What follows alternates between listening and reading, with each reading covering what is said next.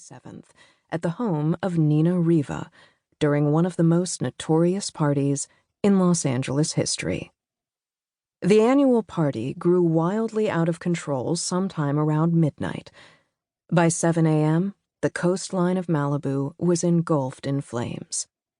Because, just as it is in Malibu's nature to burn, so was it in one particular person's nature to set fire and walk away.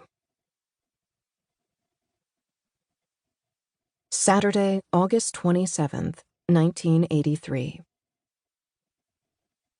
Part 1. 7 a.m. to 7 p.m. 7 a.m. Nina Riva woke up without even opening her eyes.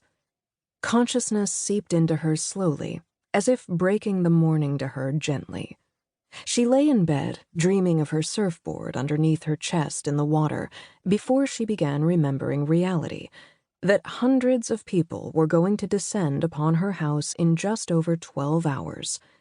As she came to, it dawned on her once again that every single person who would show up tonight would know the indignity of what had happened to her. She lamented it all without even peeking through the curtains of her own eyelashes. If Nina listened closely, she could hear the ocean crashing below the cliff, just faintly.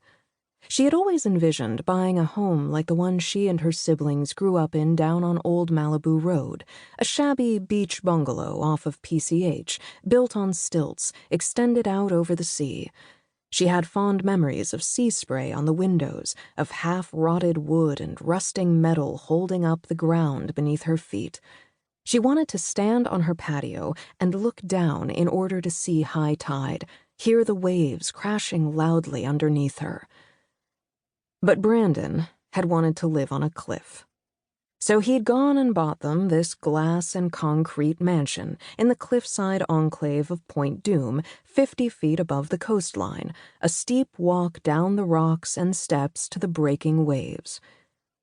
Nina listened as best she could for the sounds of the water, and she did not open her eyes.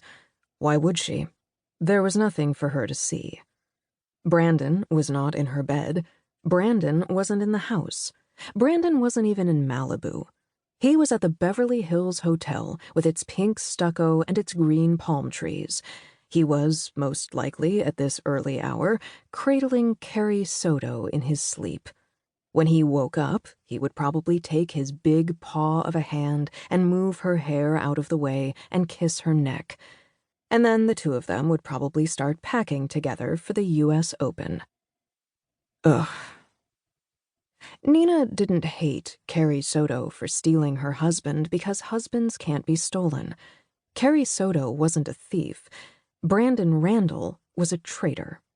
He was the sole reason Nina Riva was on the cover of the August 22nd issue of Now This magazine under the headline, Nina's Heartbreak, How One Half of America's Golden Couple Got Left Behind.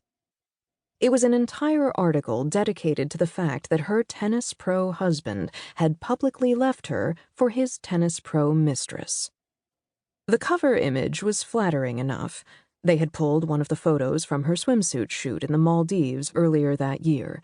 She was wearing a fuchsia high-leg bikini. Her dark brown eyes and her thick eyebrows were framed by her long brown hair, lightened from the sun, looking a tad wet, a faint curl still in it. And then, of course, there were her famous lips. A billowy bottom lip topped by her thinner upper lip, the Riva lips as they had been dubbed when they were made famous by her father Mick. In the original photo, Nina was holding a surfboard, her yellow and white Town and Country 6-foot 2-inch thruster. On the cover, they had cropped it out, but she was used to that by now.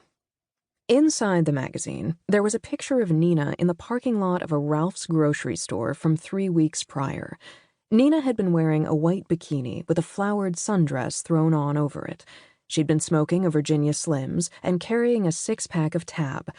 If you looked closely, you could tell she had been crying. Next to it, they'd put a photo of her father from the mid-60s. He was tall, dark, and conventionally handsome in a pair of